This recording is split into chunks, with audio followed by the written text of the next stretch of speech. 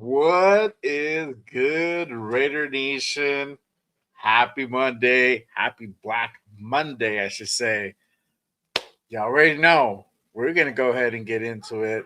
This is Raiders Unfiltered. We're going to go ahead and do the damn thing. So, without further ado, let's go ahead and kick this thing off. Here we go.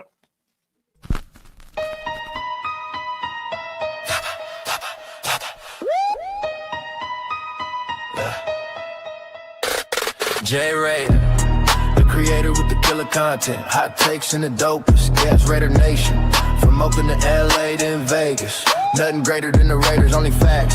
Just Raiders, just Raiders, just Raiders. Stand up, just Raiders, just Raiders, just Raiders. Welcome to the channel.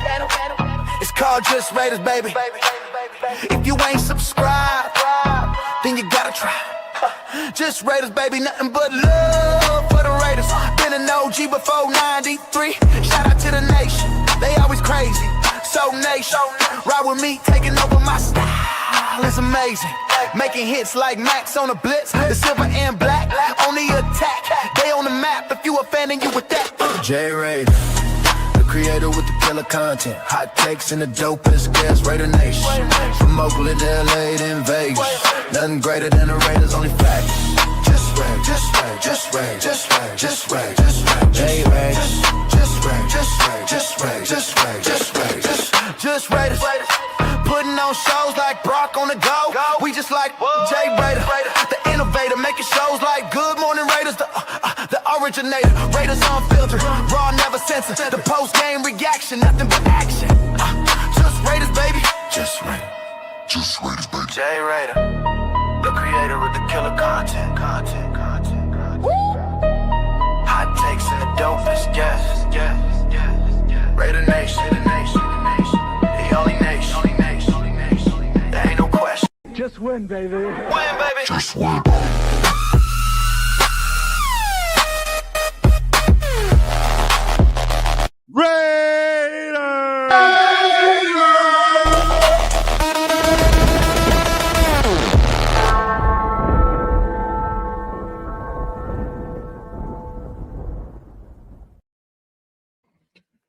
What is good, Raider Nation? Welcome to another episode of Raiders Unfiltered. I'm actually back. This show's been a little bit of a hiatus because of the holidays, but hey, putting now another Raiders Unfiltered. You already know what time it is. If you guys haven't done so already, make sure you guys head on over, hit that like and subscribe button on your boy on all the channels. We're gonna go ahead and get into this. This is big news. We talked about this yesterday. I couldn't do this show alone. We said we're going to go ahead and run it back. We're going to go ahead and do exactly that in just a second. Before I do already, make sure I'm going to go ahead first, acknowledge my chat. Appreciate you guys rocking with us on this Raiders Unfiltered Black Monday special. Salute to Robert Ping in the building. Salute, my guy. Appreciate you pulling up. Israel in the building. No, we were not waiting on Leo this time. We're waiting on somebody else, but it's all good. We're ready to go. We're going to get into it. Shout out to Demokes in the building. What is good, my guy? Appreciate you tapping in. Shout out to Accelerator. Appreciate you pulling up. There you go. Daniel Berry in the building. Salute, my guy. Appreciate you rocking this Monday night. And then Jaw Raider can do a show with my guy Jaw. Appreciate you tapping in, my guy. Salute. All right. Let me bring the fellas out. Let's go ahead and get into it. We're gonna bring out Primos. You already know we ran it back. Yeah, we did it yesterday. We had to run it back again from the post game. Salute, my guy. Appreciate What is going on, nation? Great day. Get out of here. We got actually now focus on the offseason and now debate on who's going to come here, what's going to be the quarterback. Because, guys like Mendoza, but we said it. Depends on who we bring up. If Pete stays, we're not going quarterback. But he's gone. Yeah. So, Raider Will, before you get in here, fuck you, bro. Hey, this dude's warming up in the backstage in the background. Sorry, we're unfiltered, bro. Mendoza MVP incoming. Talk to like a wild animal, bro. Here we go. Let me bring out Raider Will. Don't break the mic this time, dog. What up, baby? What is cracking? I'm gonna tell you right now. Big Don John is in the building, baby. 8 a.m. sharp. What did we say? What did he do? He comes in there, puts straight on freaking Pete Carroll and tells him, get the fuck out of the building. What did we say? Exactly what needed to be done. Raiders handling business day one. Hey, we ain't waiting on nobody. They already saying we're interviewing people and handling business. Not only that, management coming out, bro, and saying, hey, Johnny Spytek is in charge here. He is the big Don John. What did we say? Raider Nation woke up, and I woke up fucking rock hard because of that shit, bro. Literally electrified, bro. Literally. Hey. It's already unfiltered. It's already unfiltered. It's already unfiltered. I love Raider Will. I love you, bro. Well, we'll come in with that big energy this evening, bro.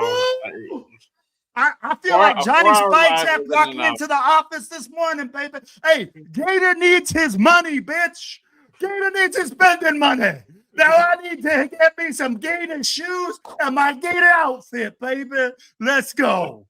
Big. Oh man, that's funny, man. Yeah, hey, bro, for real, dog. Get big dick energy today, bro. Oh man, shout out to Troy in the building. What is good? Shout out to my sis in the building. Appreciate your sis pulling up and rocking with us. Hey, man, I was giving my sis a hard time. I was, fucking Niners, man. Goddamn. I have one job to do. I love you. It's all good. Talking shit. Bueno in the building. What is good, my guys? Salute. Appreciate you pulling up. All right. Let's get into it. The fucking news that we've been waiting for the last almost 24 hours. Let me go ahead and pull up breaking news. You already know Pete has been officially fired from the Las Vegas Raiders. The news coming out this morning, like Will was saying, I even checked that. I checked that at 8 my time. I forgot that I'm an hour ahead. Happened went down like a 9:15 around there.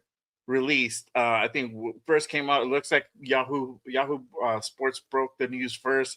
Then everybody followed suit.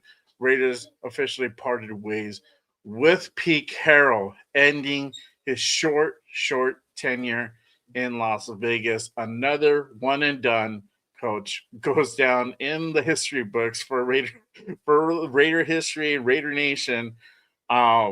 We saw this coming. We saw this coming. We said it last night. We predicted it. He's like 8 a.m. and it happened 8 a.m.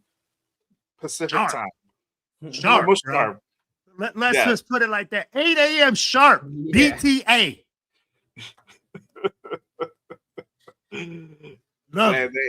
They let him know. They let him know his services are no longer required, and they showed his ass out the door.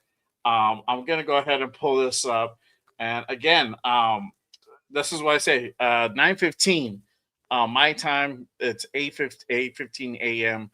West Coast time.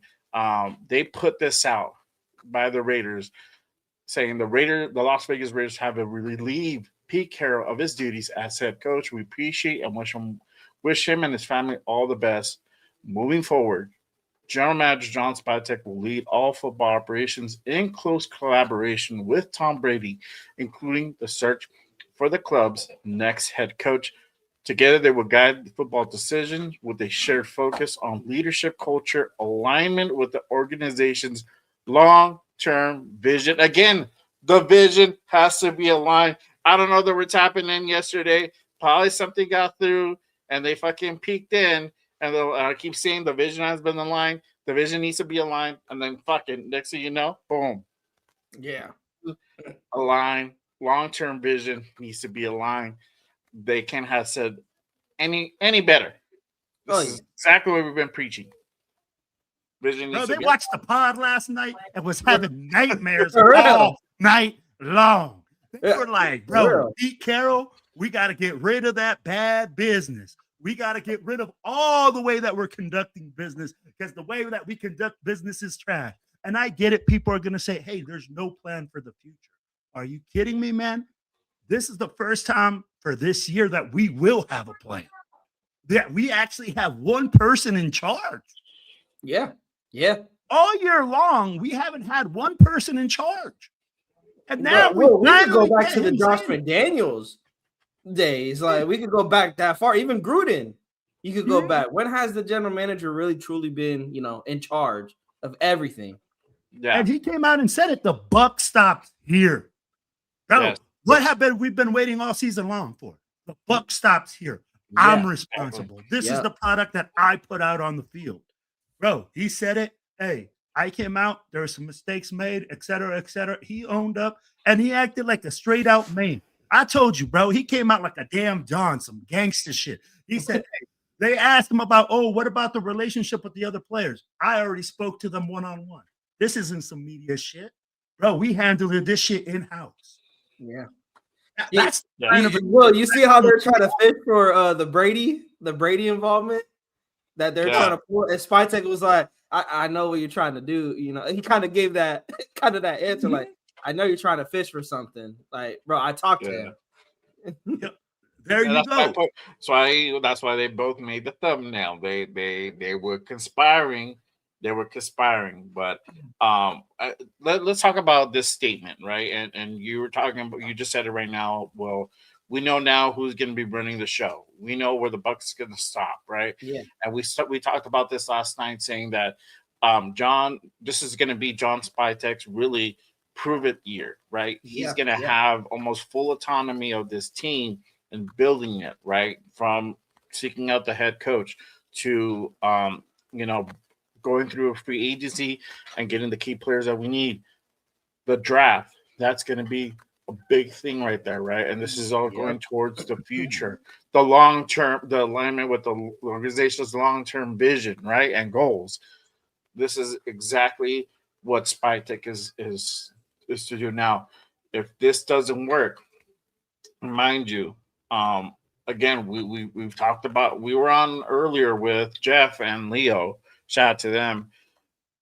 And Jeff said, hey, if we have a shitty year this year, which it'll most likely will happen, Raider Nation has to be patient. We can't be at the gate calling for the head. We have to be patient. We're gonna have to go ahead and sit through this. So whoever's gonna be the next guy, this is it. This is the guy that we're gonna be rolling. But to me, like, John Spytek really is going to be measured by this year on everything that he does, because ultimately the buck will stop with him, right? So I'm excited to see that. I'm excited that Pete is no longer here. I love Pete. He was a great head coach. It just didn't work out here. The game has more or less has passed them by, right? Unfortunately. I was talking to my coworker earlier after the live. He asked me, like, hey, you know what? Like, I know this might not be popular, but with my fan base, he's a Cowboys fan, but I hope that we get Pete as a DC. I'm like, I don't even think Pete will want to go over there as a DC, bro. I think he's done too much. Plus, it's just, his decision making is very questionable. There's a lot of guys that you guys can go after for like a DC, and I named Robbie Leonard because I don't think I think everybody's going to go at this point. And let's kind of talk about that in just a bit. But real quick, let's move on. I want to ask this question real quick, though. What's the rating on the wall? Yeah. I'll be like, are we blind? I'll be like, are we blind? We got the first pick in the draft. We won 4 games last year. We were supposed to improve. The only thing we improved was losing. From the number 1 pick, do you think the writing was on the wall months ago, weeks ago, days ago? What did I say, Jen? We only improved at losing. That's the only thing we improved at, was losing. So, yeah, man, I mean, like, at the end of the day, you can't hang your hat on one thing. We talked about it. Tell me one positive thing that has come out of this season besides getting the number 1 draft pick. I'll wait. Your rookie's finally playing towards the end of the season. I mean, Again, and your rookies came in and did a better job than your starters and been holding their own. And I mean, like, again, this is where I go, bro. There hasn't been one thing that we can say that he has been good at, except for losing and not having the team prepared. I'd be like, hey, we're really good at that. You want to put some BTA? Sign up the Raiders. We're still at practice in week 10. Yeah. Yeah. Remember that one? Yeah. Remember that one? We still at practice. We talk about practice in week 10. So, yeah, practice, right. He was on the wall. Yeah. The writing was definitely on the wall. I think that Indy game, that's when he first made the practice statement. And that for me was like, okay, Pete, like I gave you chance after chance, but this, bro, this is just what are you answering? Like, are you hearing the question correctly? And again, to Will's point, the team shows up unprepared. Like we talked about it during the season. I don't know what loss it was, but it's like every week they find new ways to lose games. Like they made losing an art. like it's like, oh, you think Geno losing because Geno has 3 picks or a blocked field goal? Oh no, wait, we're gonna get blown out by the Washington Commanders and blown out by the Indianapolis Colts. But wait, like no, it's gonna get even worse. We're gonna have Brock Bowers have a 3-touchdown game against the Jags and still lose that game. Like it was becoming an art to the point you're like, there's no way this is a real NFL team, like NFL team, a professional team. Like it got to that point. Like, okay, so and it came to the coaches because fans seen it. The offensive line was bad. Very bad. We're gonna put Stone Forsythe in at left tackle to make it better. You're gonna put the worst rated tackle in that's on an O-line that's already bad. We're trying to make it better, Pete. We're not trying to make it worse. Oh my God. And that's where I get to. That's where I get to is because decisions like that. You put in Stone Forsythe when you have a 3rd-round rookie in Charles Grant and Caleb Rogers, because Caleb could go play tackle too. You have them sitting on the bench, but you put Forsythe out there, and Will pointed it out last night. Didn't even start. Leads the team in sacks given up. The league, bro, not the team. The league. Oh my God, that's even worse. Didn't even start, and he led the league in sacks given up. And again, you have rookies on the bench, and I know people's like, "Well, nothing's gonna change for rookies." Yes, but if you're losing anyway, fuck, give the rookies some burn. And look, they came in late, and that's another thing. He finally put him in, but I'm sorry, a little too late. You put him in towards the end of the season with like 5 games left in the season. And look, they played pretty well. They held their own. And to me, that showed me like, Pete, you probably knew. And then he wanted to say they're not ready. And then Caleb Rogers the following week. Man, what you mean I ain't ready? I'm holding my own over here. Like, it just was proving to me he did not know. And again, we don't like saying this about like coaches because they're the guys getting paid the big bucks. It looked like he did not know what he was doing at all. It really looked like he did not know what he was doing. Yeah, all year long, this team looked lost, bro. All year long. And I'd be like, again, I have nothing against Pete No Carroll. Identity either. Yeah. I'd be like, nothing against him, bro. I'm going to eat crow right now. I thought that he was going to come in and do a good job because of the resume. I think we all did. First one to say that. But at the same time, I'm like the dysfunction and just the total implosion of this team. Yeah. Mm-hmm. That right there just tells you, man. I mean, like, bro, we had 60 yards of offense. 60 yards of offense sometimes. 90 yards of tell me that is a competent team, that they're going out there and practicing hard for their coach and wanting to play for him. Yeah, exactly. And I think, you know, having those blowout games just having the terrible performances where it basically was a blowout, where it wasn't even close at times. I think that's kind of what did it. Like I think probably the Eagles loss, but probably was the final the final nail in the coffin. No pun intended, but you can attribute to different things that happen throughout the season, and I think the big key indicator between the dysfunction between coaching and the front office was the rookies. The rookies, when it came out like, hey, front office wants to go ahead and play the rookies, but coaching is saying no. It's like, okay, what the fuck is going on? Because they know at some point, and I think it happened once we officially were eliminated from playoff contention, which we all knew that it wasn't going to happen either way. We were having those debates, and then that story started coming out. So, yeah, I think like it was the writing had been on the wall for sure. Real quick though, I do want to go ahead and again appreciate everyone who's been rocking with us on this post game show. I'm sorry, post game Raiders Unfiltered. I'm still on post game, dog. Appreciate Monday. you guys. It's Monday, Black Monday, yes sir. Monday. Appreciate you guys pulling up and rocking with us. Make sure you guys hit that like and subscribe if you guys haven't done so already. For everybody in the chat right now, I put up some polls and I asked everybody how do they feel about Pete being fired. So I have two streams going on too. I have the vertical and the regular. On the regular, 92% say 92% like that Pete got fired. 8% don't. 12 votes casted in. On the vertical has 79% like that Pete Carroll has been fired. 21% do not like the move. That is crazy. 21% do not like that move. I definitely we would love to hear from that 21%. From that, they 9%. love taking BTA, bro.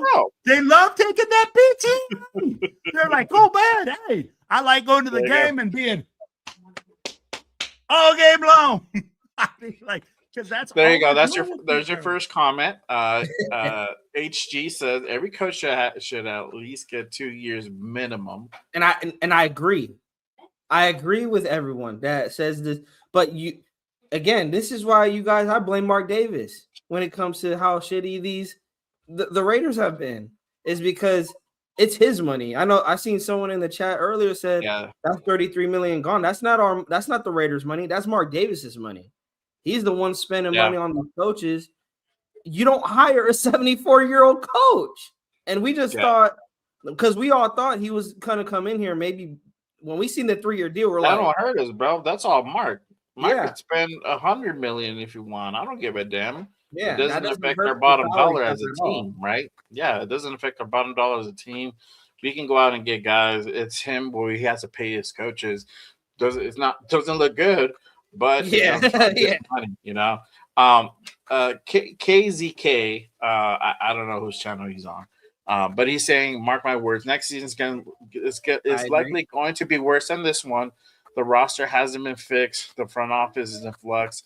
The pattern firing coaches midstream isn't changing. I don't agree with this. I don't think it's going to be worse than this one because you're talking about either a 1-16, 2-15 season type of thing, or 0-17 type of season. I don't think it's going to go that route. I think we're going to be slightly better. We're not going to be leaps and bounds better, but we are going to be heading towards that right direction. I think it starts now with that being put out that you're going to have basically one guy. You're going to have two guys, but essentially the GM is going to be directing and running the football operations of the team. And that's how it should be because guess what? Every other NFL team does it that way. Again, the whole thing about trying to reinvent the fucking wheel and try to go ahead and expect goals for it to come out, it's fucking asinine. Like, why are you trying to go ahead and change something that is proven around the league? Just do it that fucking way. So we're finally starting to see that happen. And we'll go through the list of all the potentials in a bit and whatnot. But I think this is the step in the right direction. And you have, unfortunately, would I want to see Pete go? No, but seeing the way that this club performed throughout the season, seeing all the strange decision making that was taking place, on and off the field was just too much. And this is the result of it. 3-15, 3-14 season. This is what we got. Yes, we got the number one pick. Great, but at the end of the day, it's like we could have won a different round. We could have probably got us almost to the same place, going a different round and having more wins. Right? We were trying to build something, and that wasn't the case. The vision was not aligned. And again, I go back to that because for all intents and purposes, and especially with the interviews that kind of AP did, and I don't like to bring up AP. He's in the past and whatever, but he did like certain quarterbacks coming out in certain draft. And I thought this organization was going to go after a quarterback, and they did not. They went after one in the 6th round. And on top of that, they just let that 6th round pick get snatched up from the practice squad. So even that is a whole wash. Now, I don't know if that's completely intentional. Did the front office really want that to happen, or was everybody in agreement? Right? I don't know. We don't know. But our 6th round pick is gone. He's in Miami now. So our quarterback, our developmental quarterback, not here, right? And it goes back to tell you what the decision making process in that. We went out and traded our 5th round pick for Kenny Pickett instead of running with Cam Miller, right? And we could have ran with the rookie if we needed to. I mean, that's plain and simple. He's there just for an emergency basis, right? But eventually you got to give that guy a burn if Geno goes down. Geno did go down, but he didn't go down towards the end of the season. Then you had AOC back, and then you had the whole question on how that was going to go ahead and pan out. And so Cam Miller got stuck in purgatory. You can't run with 4 quarterbacks. You could, but why would you? It's not a great move. So it's just stuff like that. Just kind of adds to the pile. Let's go ahead and move on to the spy tech, right? We're talking about spy tech. Now he's going to be held accountable. He's going to be the guy who you're going to look towards for the decision making. He talked today. He had a presser, surprisingly, right? I was like, oh shit, spy tech is going to talk. I'm going to go ahead and put part of that presser, basically the statement he made out. We'll talk about everything that happened a little bit afterwards. I don't have the footage for that, but we are gonna talk about that. So let me go ahead and pull up the presser from today from Spy Tech. He addressed the media earlier in regards to the dismissal of Pete Carroll. So let's go ahead and play that clip. On short notice, this morning, ownership and myself met with Coach Carroll. After a lot of discussions, we made a decision to go in a different direction. We informed Coach Carroll of that this morning. I want to thank Coach Carroll from the ownership perspective and from my personal perspective as well. He was a great partner. In my first year in this job, he worked tirelessly to give Raider Nation, the team, and the outcomes and the results that they wanted and deserve. He was a wonderful person to deal with for me personally on a day-to-day basis. And I'm just very grateful to have had the opportunity to work with him, a great coach like him, for a year. And this organization, the ownership, myself, wish him nothing but the best in the future. We're truly grateful for his efforts. I also want to make it extremely clear, too, that I bear a ton of responsibility for the outcome of the season and our record. This isn't on any one person, and really, I don't want anyone to think that anyone deserves more responsibility than me in that. It's something I'm very aware of. I think about all the time, and am determined to get right. And the accountability should start and stop with me, and that needs to be said. I want to thank all of our coaches, all of the players, all of the support staff, that despite our record, they worked tirelessly. They poured their hearts into it. They never wavered. And it was great to see that culminate with a win yesterday. They battled to really the final play of the season. And I think that was a true revelation of their character. And they all should have a lot to be proud of. We have a massive opportunity in front of us this offseason to set this organization, this franchise on a course for success and provide the results that Raider Nation and the Las Vegas community deserves and expects. We intend to tack it full on. The work has already begun. I think we're all aware of all the resources that Mark and ownership group have given to us. Obviously, there's the draft. We have capital. We have one of the greatest buildings, if not the greatest building in the NFL. There's a lot to be excited about here, and it is going to be my responsibility to lead this up and set this organization on a course of sustained success. And with that, I'm happy to answer any questions that you all. All right. That was Spytech in the presser that he had earlier today. All right, gentlemen. What are your thoughts on the things that we said? I'm not gonna lie, taken back about him, taking a little bit of that heat off Pete, and I think I don't know if that all fault. I don't think it's a fully shared responsibility taking the heat. I think it's more on Pete and not so much on Spytech. You still give Spytech some heat.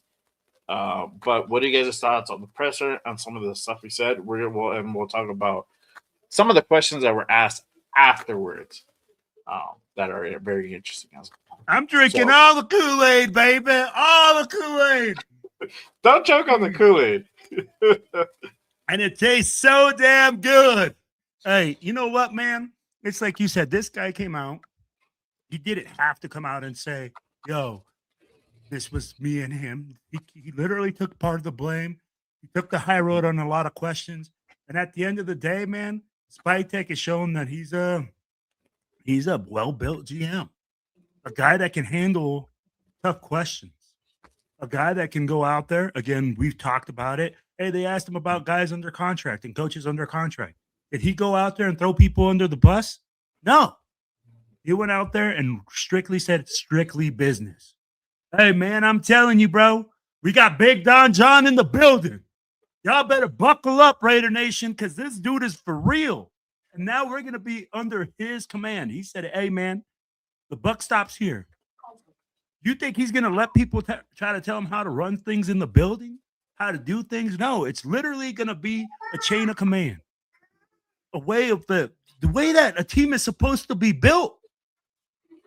So at the end of the day, man, I love what he said. I hope that he sticks by it. And, man, like I said, I'm excited for it. I'm excited for it. The first time he spoke out all year, bro. All year, this man hasn't had one thing to say since the beginning of the season. Yeah. And the one thing he does is come out there and handle business. Can't hate on that. Mm-hmm. What are your thoughts, Breeballs, on Spytech presser? I forgot I muted myself. No, same as Will. He didn't have. I think it kind of took me back when he took accountability, and you take the blame for everything. I see what Kay is saying, but let's not lie. Did he have a good offseason? I mean, I've talked about it. Outside of his draft, I like his draft, but outside of the draft, he brought in Alice Kappa, traded for Geno Smith, even though you could put that more on a Pete move, but he also spent a 5th round pick on Kenny Pickett. Drafting Cam Miller, drafting Tommy Millott, trying to convert him to – well, there's a lot of things that he did that you could put some blame on him for why the season went the way it did. But at the end of the day, he is not the head coach. He doesn't make personnel decisions when it comes to who's playing on the field and who's the coaching staff. So, yeah, I would put more blame on Pete than I would on Spytech. But it was nice to see that he took some blame for it. Of course, being the GM, I think, again, this is where the leadership part does come in.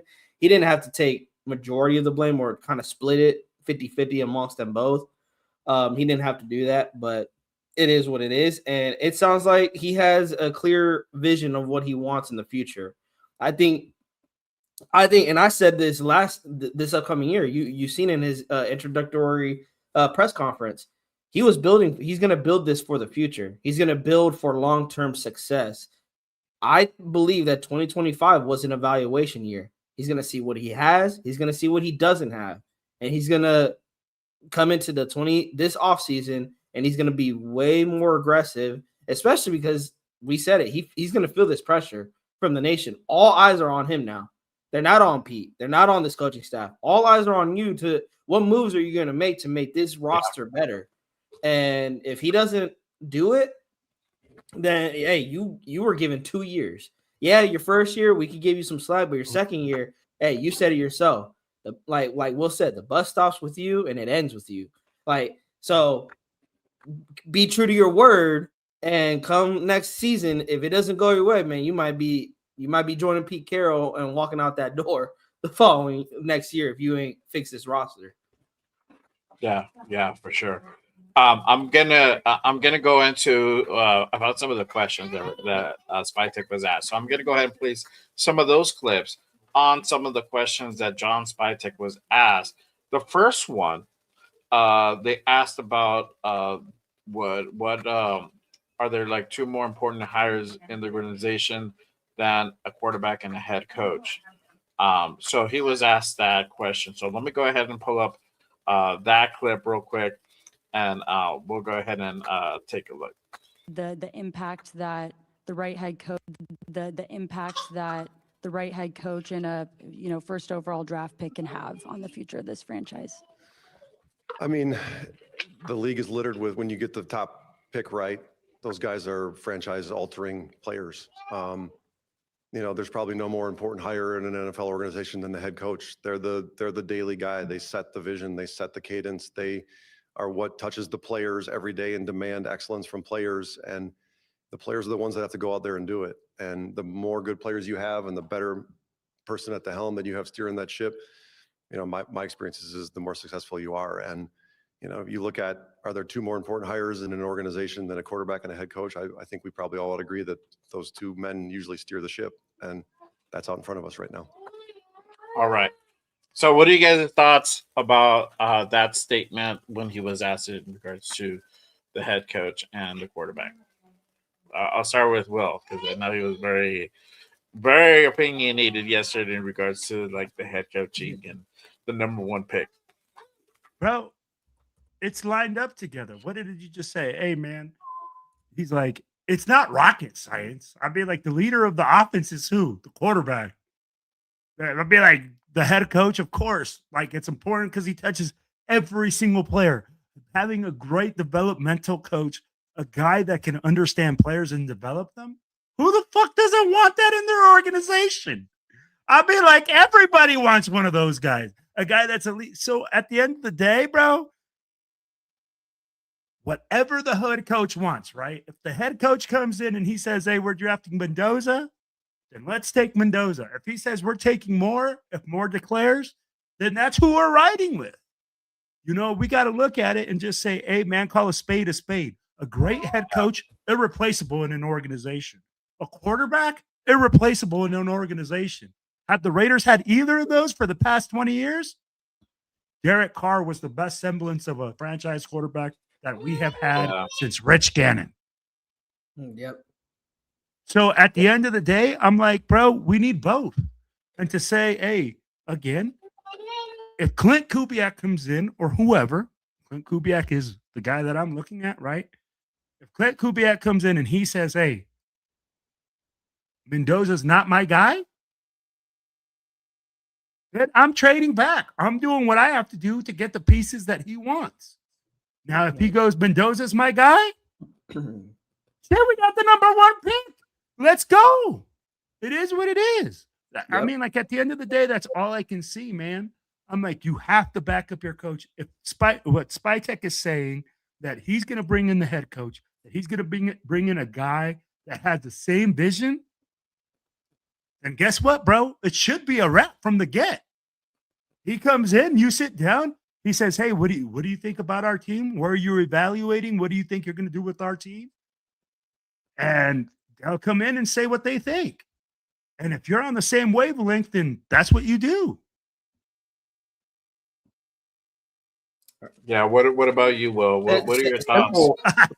Simple, bro. No, hey, Raider Will, bro, you hit it on everything. And we talked about this.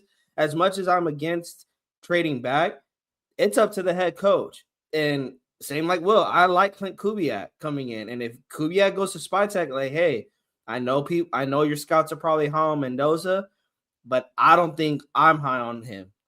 And I don't think I could get the best out of him. So I think we need to move back and build this thing right and maybe see what we got in 2027. because I don't think I can. And if your coach is telling you that, like you said, Spytek has to listen and back up his head coach. Don't just draft Mendoza because you need to draft a quarterback, because then you're setting yourself. That's a wasted first overall pick, especially if your coach doesn't have the confidence that he's like, I would not be able to bring the best out of him.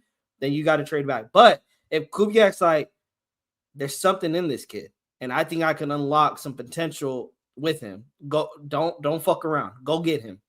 Like, don't mess around. We could build this thing right, but we got to get this kid first. We can't pass on it. And I think, and it seems Spytek knows. He says it starts with the head coach. It starts with the quarterback to steer this ship, to steer it. And we've all talked. What is the main? We could go back to the main. Yes, outside of the offensive line, what is the main reason why we had a 3-14? Because your head coach and your quarterback are steering this thing into the ground. Your quarterback's in the league in interceptions, and your head coach, it seems he doesn't have this team prepared. But he said it himself. We got to get the right head coach in the building, and we got to pair him up with a quarterback that can steer the ship with him. And again, I think he knows it's going to depend on what that head coach wants. If he wants Mendoza, get him. If he doesn't, he's probably going to trade back. Yeah. But really quick, shout out to we got almost 70 people in the building. Appreciate you guys. Hit that like and subscribe on all these channels. My guy, Raider Will, to my right, Silver and Black Raider Podcast, Raider Primos to my left. Make sure you guys hit that subscribe. If you're on my channel, hit that subscribe. Just Raiders, baby. They already know what time it is. My thing is this. With that said, he is right. I think with the statement that was released, and if he is high on Mendoza, I think they're going to try to find a coach with that same vision, if that's what they want to do. Again, I think whoever's going to be in here, obviously, they're going to go ahead and get together with the scouts. They're going to go ahead and dissect all the film, dissect this character, talk to the friends, talk to the family. Trust me, there goes a lot into, being ready to go ahead and pick basically the future of the organization that could change the face of the organization for the next 10 years, possibly. So there's a lot of due diligence that goes into drafting that. Now, I know years prior, we don't have a track record of that. And that was a different person that literally vetoed and made that pick, right? That, God rest his soul, he's not here no more. We have John Spytek. So I think now that we are in this time, handing over the reins to him, I think there's going to be a lot of research done on Mendoza, if he's the guy, or Dante Moore, and all the potential number one picks that or prospects for number one. There's only like a handful, but I think quarterback is probably the biggest need. So whatever that plays out, I think it's going to be a partnership with the head coach, but I think they're going to go after a head coach that has a similar vision as John. I think that's going to be the move right there. The biggest hurdle is going to be getting asses in seat. That's it for an interview. That's really going to be the biggest pitfall, I think, for them, is trying to get interviews. We haven't heard anything right now as of yet. Other teams, we already seen requests coming out from like Atlanta, from different teams, that they're already going out and requesting interviews with certain individuals out there, right? So we shall see. I think it comes probably later on this week. We're going after Kubiak. Right. We're going all out on Kubiak, baby. Guns a blazing. I mean, like, Johnny, you better bring the fucking U.S. Marines, the Navy, the Army to the house. I'll be like, shitty, bang, the house down, baby. Whatever we got to do to get that man in the building. Yeah.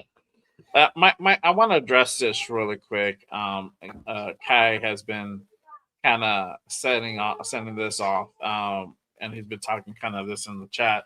He says, we may want Mendoza, but he may not want us. If he comes around, we take Mendoza in a heartbeat. But if he doesn't want to play here, we trade back, or does he stay at Indiana? He's not staying in Indiana. If he declares, he declares, bro. And And if Well, he has time, they have until I think the 5th. I think he already declared, right? I don't know, but the thing is, I think he news did already. came out that the TCU quarterback just transferred to Indiana. Josh Hoover. Yes. It came out like a day Is that ago. Mark Davis? Is that Mark Davis? You better get him on the line right now, Primo. Be like, yo, Nah, what are we that's not doing? Nah. But yeah, He has some words with him. no, so yeah, he didn't declare yet, but it's like the writing's kind of on the wall because I think that was TCU's quarterback one, and he's transferring to Indiana. So I think the writing's on the wall that Mendoza's gonna declare. Hey, hold on. Yo, what's up, man? Yeah? Oh, you want to play for us? You don't give a fuck? Yeah, you just want to get drafted? You need that money? Get drafted, get I got paid. you. I got you, bro. I might let him know. Hey, man. Fernando Mendoza just gave me the call, and he said, guess what? Raider Nation, you're full of shit. Nobody knows anything. Ain't nobody calling me. I want to get drafted, and I need that money. Show me the money. There you go. Show There me you the go. That's money. what's up. Yeah. It can be something to monitor, but I think the writing is on the wall. Yes, exactly. And this kid knows he's not dumb. But this kid is already he's going for his fucking graduate because he already graduated from Cal. So he's already graduated. He's been smart man. Smart man. Yeah, smart man, smart kid, and it shows in the field. So he knows where if that most likely we're the ones who are going to go ahead and draft them, you know. And trust me, there'll be something vocal if he's not down with that, right? But I don't think that's the case, you know. I don't think, you know, when you get drafted a top quarterback, you don't go to the best teams. The worst teams draft you. Like teams draft you. The Tennessee drafted Cam Miller, and look at them. They were still bad, you know.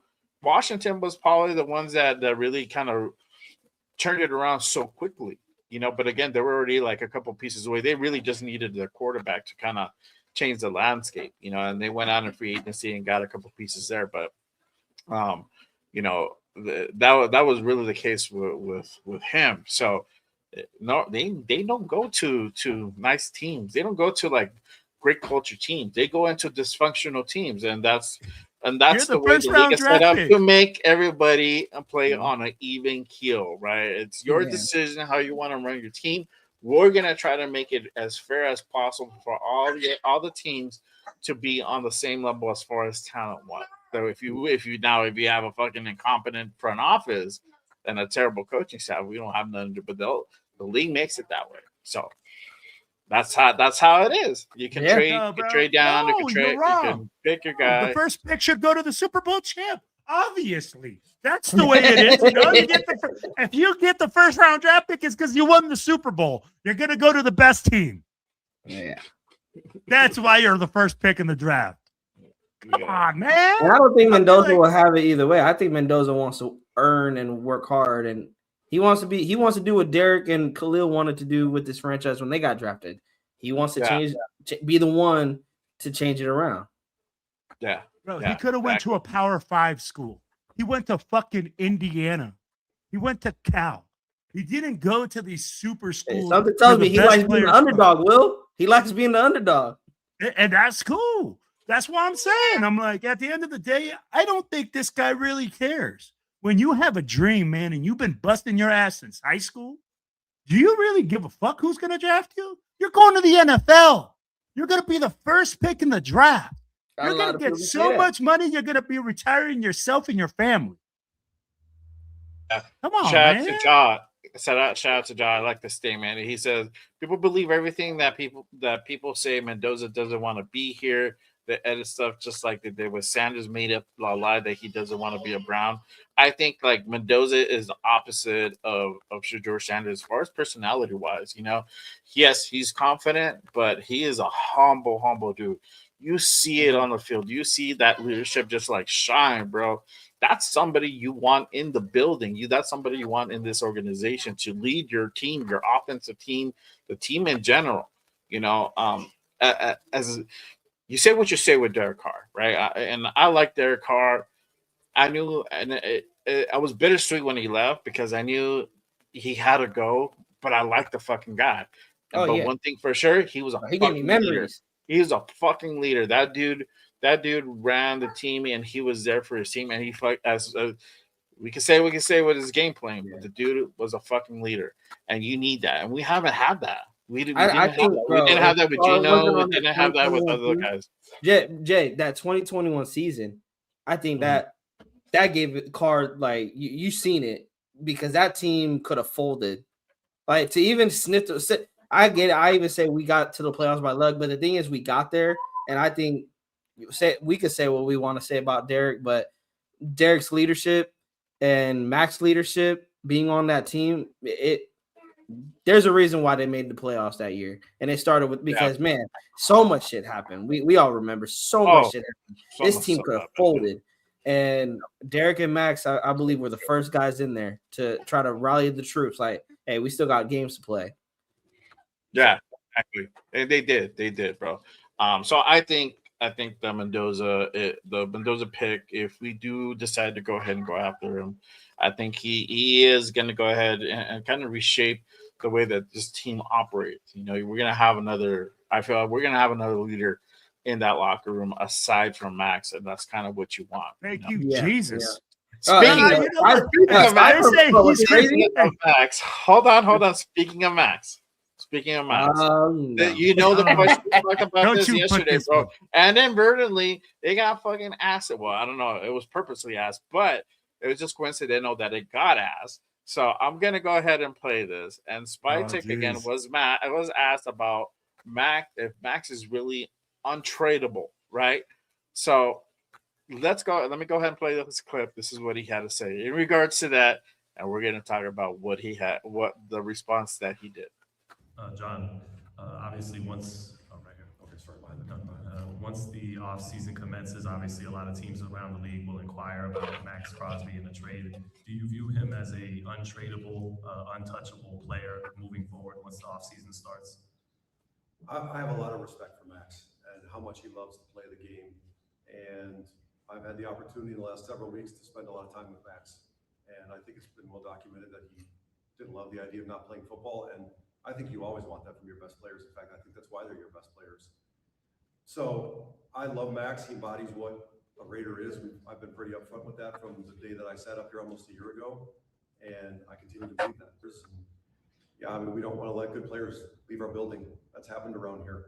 You know, I was in charge last year when a couple of good players left the building, and you know, it's one of the things I learned. We got to keep our good players here. And you know, we were talking about it this morning. Just look around the league. There's some former Raiders that are playing good football somewhere, and I got to do a better job. John. All right. So that's what Spytek had to say. Shout out to Nick Walters with the fire content. But hearing that, real quick, but before I even ask the question, I gotta address the super from with the $2 holla. I appreciate him. Did someone say Max? you already know he's here to stir that pot, bro. But one thing that he didn't say, and I'm gonna play devil's advocate, but I love Max with all my heart. He did not say no, he's not tradable. That's a big. He didn't come out and say no, he's not tradable. He kind of tiptoed around that fucking answer, and he long-winded an answer that. No, I'd be like, bro, he answered the question without answering the question. You know, he didn't want to say the quiet part out loud, I feel. And so I don't know. Maybe I'm tripping, but it makes me a little bit nervous that he didn't come out and say, well, you know, he's gonna be with us for, you know, all his career or whatever. Jay, come on. Go ahead, bro. Jay, don't you start this. Bad now this whole he's over here. I know, bro. It's about to burn the building down. I swear to God, bro. I didn't ask that question. I'd be like, yo, bro, make sure you ask Max Crosby trade question. Let him know. I want to hear John. You and Jeff probably did, bro. You and Jeff were sending them a little. Make sure you ask this question. I think he has more pull. But you know what? He just got triggered. Exactly. Yeah. Oh, man. So I'll just put it like this, man. He answered the question without answering it, but I like the way he answered it because he answered it in general for all the talent, right? Because if you just say Max Crosby, that's one player. But what he said is we have to do a better job of re-signing our talent, and that starts with me. We talked about it last night, Jay, how we have a ton of players being stars on their team that were a Raider before. Yeah. Divine Diablo's been playing lights out. People have been talking about how he's one-of-a-kind linebacker this year. All of a sudden, this guy's a one-of-a-kind linebacker with the Atlanta Falcons, but with the Raiders, here we are saying how much he sucks. Well, we got freaking Devin White, we got Jamal Adams, we got these guys, and what are they doing? Diddly squat. They out there diddying everybody. They just diddying themselves in the locker room. So at the end of the day, I'm like, bro, I respect the fact that he came out and he addressed the situation, not by just addressing Max, but by addressing the talent on this team in general. Saying, hey, man, Josh Jacobs leaving, that can't happen. Yeah. Good players leaving this organization can't happen. Let me ask y'all this real quick. Okay, because he goes in and what we just played, he says that, we had a lot of players. We had some players that left that are having success in other organizations. I need to be better than that. How much was that on him, and how much was that on Pete? Was that all Pete, or do you think it was all him making just a bad decision, letting Spillane, what's the other guy? Goddamn. You can put Morig and goddamn. Merrick and Spillane. No, I said Spillane. So Spillane, Merrick, and then Chase on. Oh yeah. Chase on Walk. Those three guys, they played fucking pretty solid the year prior, and he let them walk. So how much do you think that was him? How much do you think that was Spy Tech? Or do you think it was all Spy Tech or maybe all Pete? I'll ask you guys that. Yeah, good question, Jay. Are you a reporter? You should be a reporter. Let us know too. What are your thoughts on that part? Because it's true, bro. Like he said that, and so like, how much was that on him, and how much was that on Pete? Was it 50-50? Did Pete really kind of just be like, oh, well, you know what? I'm doing the defense. This is the guys that I want, and just give me the guys that I need. You know, you want the politically correct way, or do you want it like? No, bro. You give me whatever the fuck. I want to say. I'm telling you this. Hey, that old granny looking motherfucker with some shrivelly ass balls was in there, fucking telling Spy Tech how he did things and that he had won a Super Bowl and flashing around that Super Bowl ring and telling him how he's changed franchises and done things here and there, bro. I guarantee you that's what's happening behind closed doors. And I guarantee you when freaking Spy Tech showed up at 8 a.m. this morning, he showed up so pumped up that he was the fucking Incredible Hulk throwing that old ass geezer out the building. I wish I had Jeff's picture from New Year's Eve on that. We showed it earlier. Jeff has that picture of the AI he created. It was fucking hilarious, bro. I think it probably went down that way. Because that's what he didn't want to go. Happening. He didn't want to go. He thought he was going to stay. He thought he wanted to. I don't think he thought he was going to stay, but he wanted to stay. I think he wanted to stay. They had to fire him. They had to fire him. Yeah. He didn't step away diligently and say, hey, I'll resign. I fucking suck. He said, yo, I'm a good coach. I did a good job. You guys have to fire me to get me. You got to give me another year. We're going to get it right in year 2, you know? So, at the end of the day, bro, those old wrinkly balls fucking obviously weren't working anymore because they're like, bro, fuck that shit. Get those old culeros out of there. I'll be like, at the end of the day, bro, they got his old stank ass out of there. They believe in Spy Tech. And obviously, Pete was wrong. Bro, and this is where I go like, bro, they didn't get rid of Spy Tech. They didn't say it was because, we didn't draft well. It's because the players, we didn't do a good job of that. Right now, management is really looking at It's because we did a shitty ass job coaching these guys. And that's where I keep going. Bro, not one player got better. Not one. Our kicker went from fucking being decent to being shit. Yeah. Fucking our freaking special teams, which the Raiders have said, oh, we hang our fucking head on special teams. That's the only third of the game that we can play. Suck ass. I mean, we almost lost to the Chiefs' 8th string. The Chiefs' 8th string. Dylan Labe returning a kick and fumbling on the 20. Yeah, bro. On, man. I doubt Labe will be here next year. But hey, you were saying 8 a.m. Shout out to Jeff. He came in. I'm telling you, bro. Where's my belt? Where the fuck is my belt? I'm you're gonna break the mic again, bro. Pete, get out of here, Pete. Oh, bro. Oh, that feels so fucking good. Jesus, stress relief right there, bro. Oh man, that's hilarious. That's hilarious, man. Shout out to Jeff, bro. He popped in real quick and uploaded that for me. Oh man, but yeah, I mean, what are your thoughts, Primo, on that? On the whole what he said about Max. He didn't really outright say that he's not tradable. He says he went on to the whole like we need to keep great players in house and whatnot, and we let some guys walk. How much was that P? How much is that him? Or was it all him? Or was it all P? What are your thoughts on all that? As much I would like for him to just isolate Max, and the media is always going to try to see what they can get out of the Raiders when it comes to the Max Crosby situation. You want to hop on, bro? Yeah, and we talked about it too. If you're going to trade him, if Spytek is considering on trading him, this is the offseason to do it. Because you're not going to get the same value in the future. So I think he played it safe because he's not showing his cards. He's like, I'm not saying we're not going to trade him, but he did emphasize that you keep good players in the building. You don't let good players walk.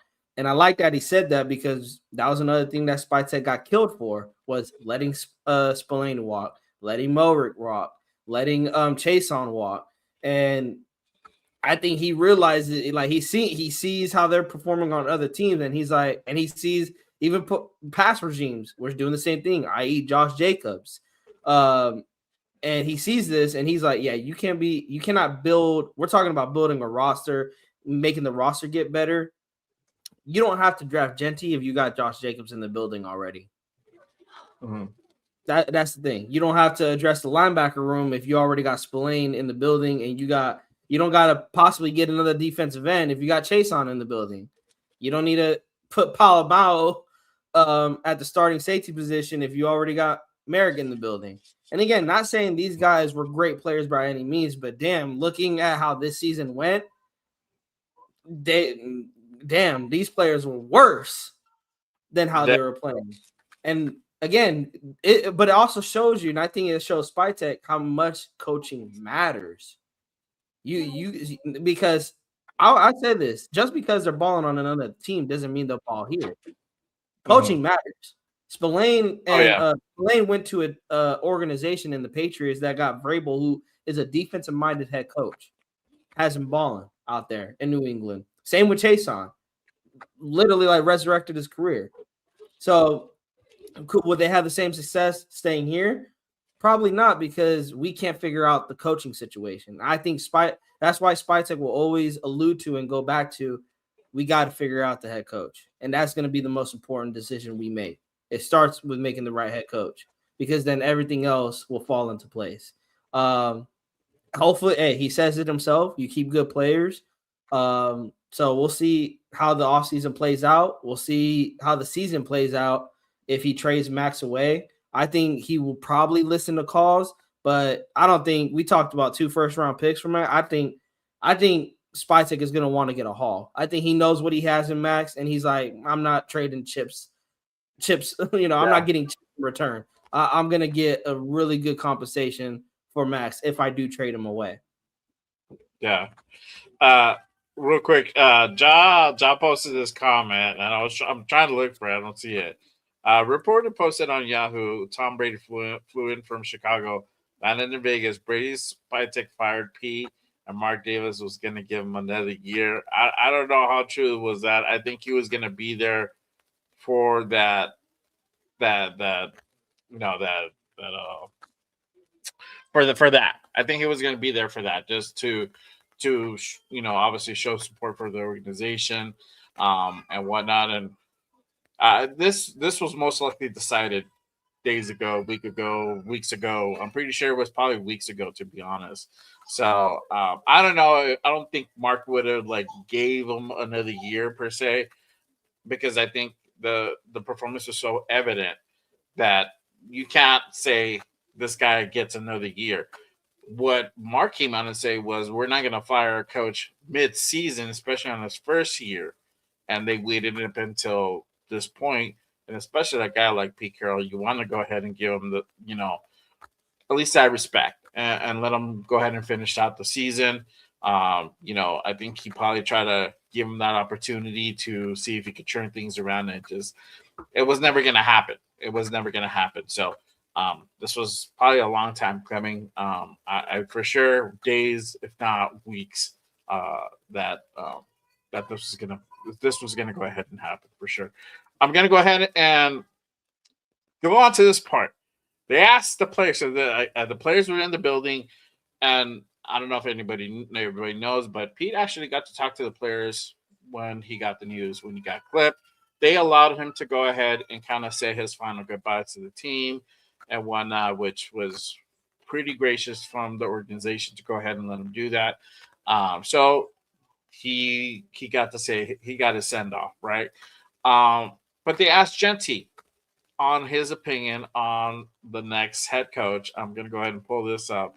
And this is kind of what he had to say in regards to possibly the next head coach of the Raiders. Look for in a coach just in general that you kind of thrive off of and learn from? I think just holding guys accountable, especially when they need it, knowing your players well enough to just, keep that standard up. And obviously, the head coach, so you got to be a leader for sure. You went through.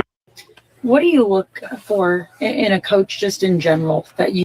So they asked him, what does he look for in a coach? Spoke volumes. In general. Spoke volumes, bro. Spoke volumes. I think he said it very, very and very eloquently and very respectfully on the shit that it's been going on. Right? I feel that's really what he was trying to say. He was just accountability is a big thing here. That definitely needs to go ahead and happen on the next guy. And I think that there wasn't a lot of accountability from this coaching staff, from Pete. Yes, he took the blame sometimes, but not consistently. And I think that's kind of what he alluded to. What are you guys' thoughts on Genty's response on the whole? Getting the next coach to be accountable. Rebo, you want to go first? Yeah, Go first. Genty has been on this train, man, of calling this organization out, and I love it. I love it. When he first came out, there hasn't been a lot of winning here.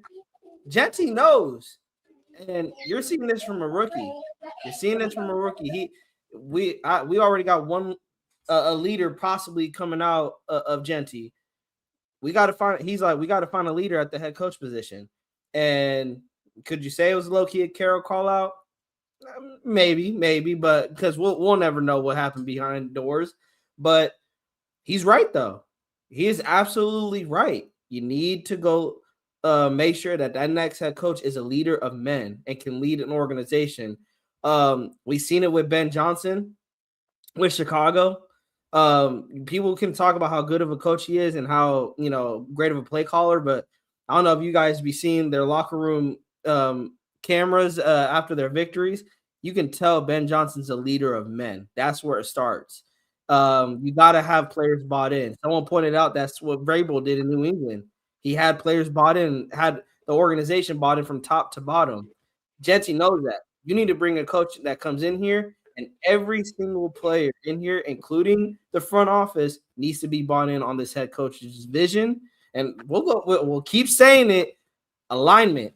Things got to be aligned. We'll keep saying it. Things got to be aligned. Everybody has to be on the same page.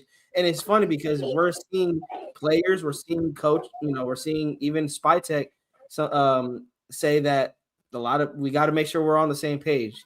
We got to make sure, like, them saying that tells me nobody was on the same page this season.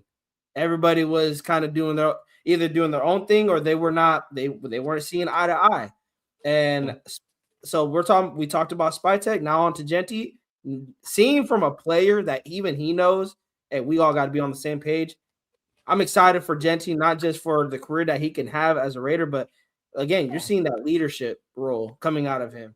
And seeing that in his rookie year so far, I'm excited for what Genty has in the future. I like his response. Yeah. I think it was a good response. Kind of said the quiet part out loud. And, yeah.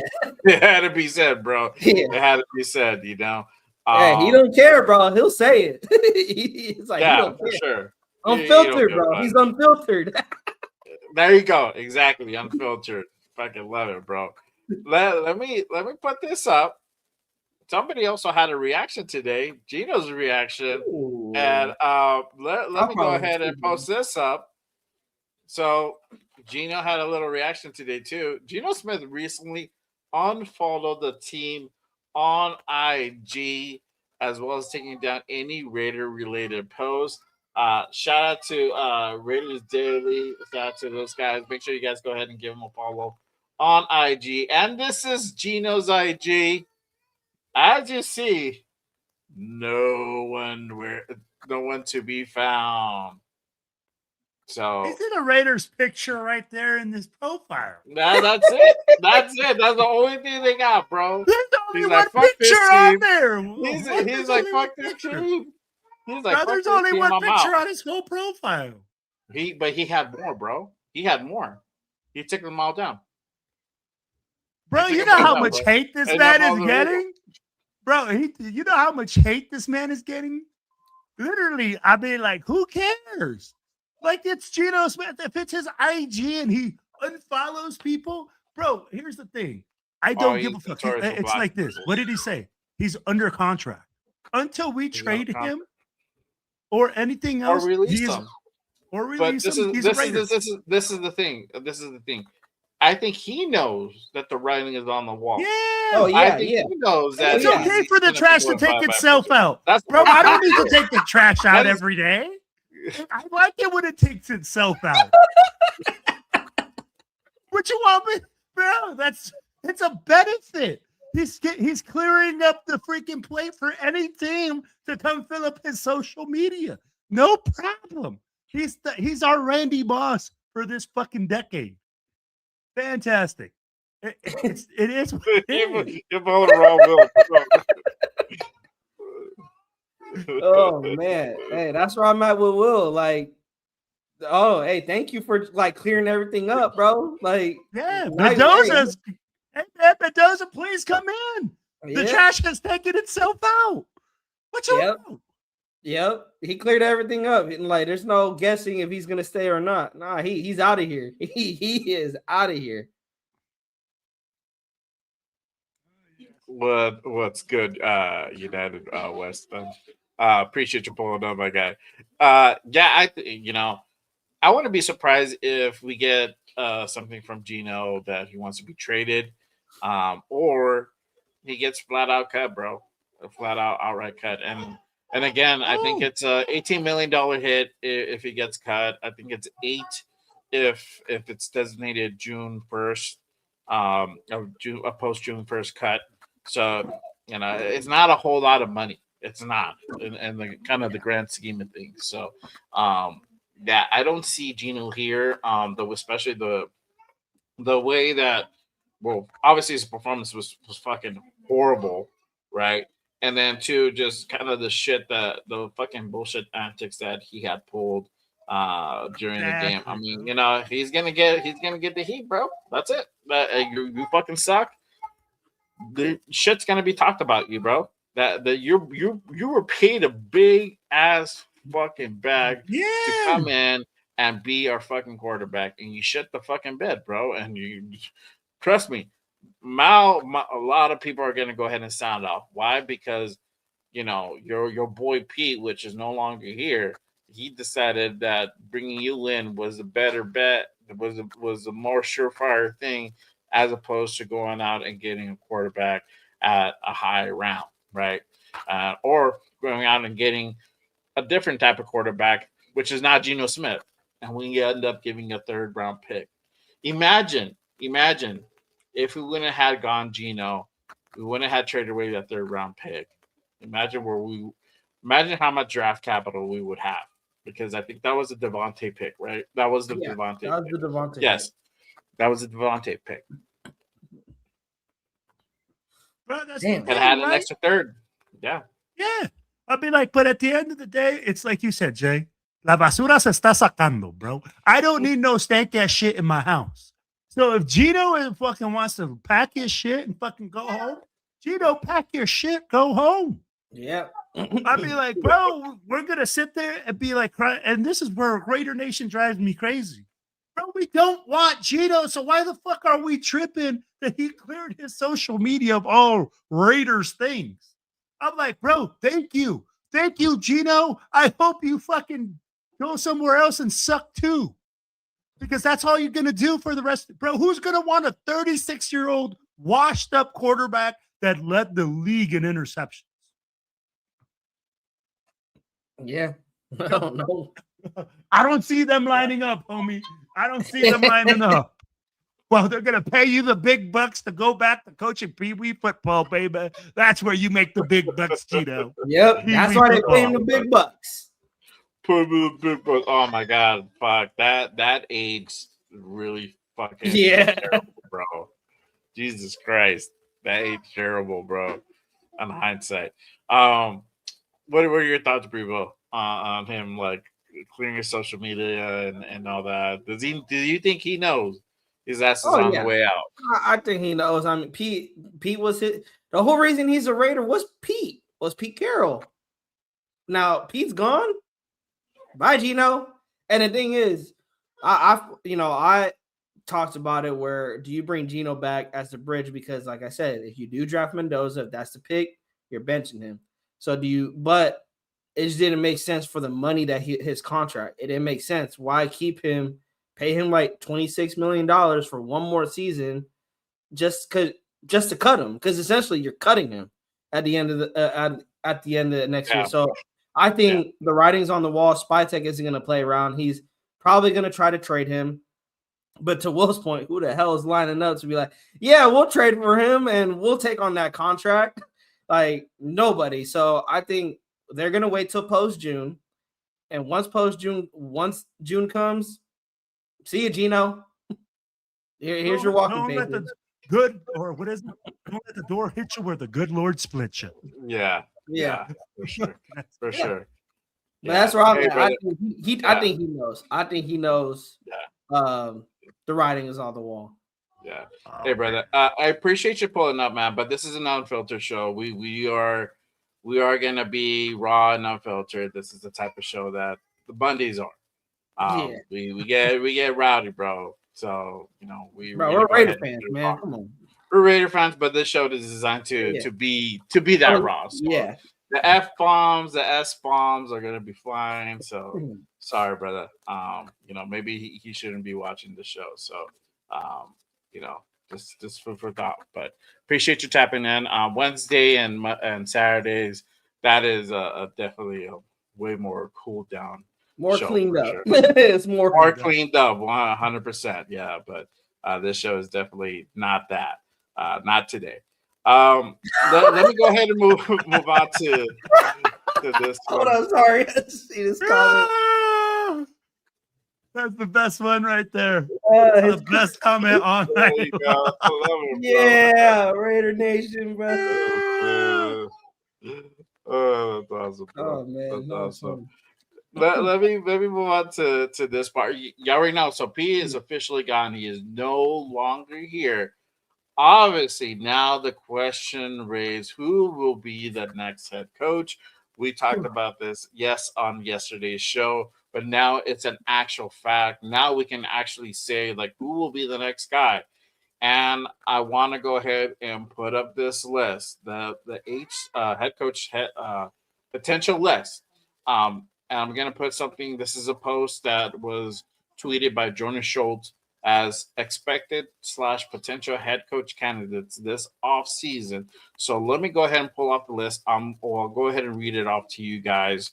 So starting first, they have the Chargers defensive coordinator Jesse Mintner, Rams defensive coordinator Chris Shula, Packers DC Jeff Halfley, Broncos defensive coordinator Vance Joseph, which is now will be probably the second time around that he tries to go for a head coach gig. Seahawks offensive. Stop the list right there. Just stop the list right there. That's who we need. We need Big Down John to bring Daddy Warbucks home. More names to go on. Bills offensive coordinator Joe Brady, Colts DC Lou Anarumo, Niners DC Robert Saleh, Jags head coach DC Anthony Campanelli, Jags offensive coordinator Grant Udisky, Vikings DC Brian Flores, Broncos quarterbacks coach Davis Webb, Chiefs OC Matt Nagy, Chiefs DC Steve Spags, Commanders offensive coordinator. We talked about this yesterday too. Cliff Kingsbury, Dallas's ex head coach Mike McCarthy, which I would definitely not mind if they bring him in for an interview. Ex Giants head coach Brian Dable, ex Raiders head coach AP Antonio Pierce is on this list as well. Bucks OC Josh Gizzard is on this list. Cowboys offensive coordinator Clayton Adams, Texans DC Matt Burke, Giants interim head coach Mike Klapka. And he says sources I've spoken to have given the impression Jesse Mintner is the hottest name out there. He is gaining steam. I'm hearing that name quite a bit. What do you guys think about this list? Who do you guys like? I already know who Will likes because he stopped me like 8 names in, or 4 names in, 5 names in. I'm the same as Will. I will say I can see why Jesse Minter is the hottest name. He's almost, I want to say he's having as successful of a season as Robert Saleh has, because that defense has dealt with injuries. And he still has that defense balling out. Now they haven't dealt with as many injuries as the Niners have dealt with, but he's still doing wonders. He has the Chargers defense playing well.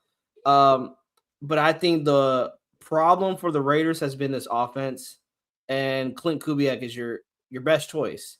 I think you got to go. You have to bring in Kubiak, because I think Will hit it on the button yesterday. He calls his own plays. All right, he's not going to come in and be a first-time play caller, first-time play designer. He already has his own playbook in place. He's going to come in, I'll get my guys, and let's get this ship rolling. And it's going to be on him. It's going to be his play calling. But if they do bring in a defensive-minded head coach, let's say they try to go for Minter, or they try to bring in a Chris Shula, I wouldn't be upset with that either. Because then your defense is going to – that's another thing that has haunt the Raiders. Both sides of the football have haunt the Raiders, offense and defense. So I think here, yes, you got to make the smart choice and an educated choice. But I think if it comes to a defensive-minded or offensive-minded, I think we can't miss on either or, because we would know one side of the ball is going to be fixed, whether that's the offense or that's the defense. Mm-hmm. Will, what are your thoughts? I know you said Kubiak, but what do you think about this list? Anybody else that you like on this list that's interesting to you? I'm going to hit you guys with this. I know that it's not going to be a popular pick, but I wouldn't mind this. I mean, like, we better have some hella fucking excuses or like interviews. I don't want to hear that we didn't interview somebody. This list is a really good list of guys. I want to see about 7 guys. If we didn't interview 7 guys, then we didn't do our due diligence, Big Don John. There's freaking like 30 guys on this list. We should be calling off 30 of them, except for the freaking retreads. I don't want to see Antonio Pierce. I don't want to see Mike McCarthy. He's too old. I don't want to see Dingleberry. I don't want to see freaking Brian Dayball. It's just like names to me that are not interesting. But I will tell you this. There is a name. No, fuck that guy. Yeah, that's why I want to put it up. He said, "There's so many people calling for him. His name is not on that list." I think that's Raider Nation calling for that. Yeah, Raider Nation keeps like calling. Small part that want Gruden back because we're in love with the past and we always like to retread things. So I think it's a small group of people. I'm just gonna tell you with that guy right there, bro. What are we gonna get with Gruden 3.0 that we didn't get with 2.0 and 1.0? Bro, let's just stop dreaming about living in the past. And I will tell you a name like this, and it came up today. They said, "Hey, I know Brian Flores is not a big name that people like, but if you got Brian Flores and you bring in a strong offensive coordinator to handle the offensive side of the ball, that can be something dynamic." We talked about Robert Saleh, a strong defensive coach. But again, you have to address the offensive side. Yep. The biggest worry right now is that we draft Fernando Mendoza and we got a guy like Pete Carroll telling me that he's not a player developer, that he's not here to develop players, that he's here to win. And I have Fernando Mendoza sitting on the bench, rotting away behind Geno Smith, throwing 55 pick sixes in a year and leading the league in interceptions. Yeah. Yeah. I did have to say, like I said, quarterback is on writing was on the wall for quarterback at number 1. Yeah. At least that's what it looks like. And again, if Spytek's in love with Mendoza and his scouts are in love with Mendoza, then I think that kind of influences your head coach. I think you're probably leaning to let's try to see if we can find an offensive-minded head coach. Let's see if we could bring in a Clint Kubiak. Let's see if we could bring in a Joe Brady, or a Matt or is it Mike LaFleur. Mike LaFleur. And I was going to say that Mike LaFleur is interesting, not on this list. Yeah. Now I want to know what the reason is for that. Now, is it because Jordan Schultz doesn't think he's going to be a candidate, or is something out there, or he has, as Mike LaFleur mentioned, he is not aspiring to go out and be a head coach.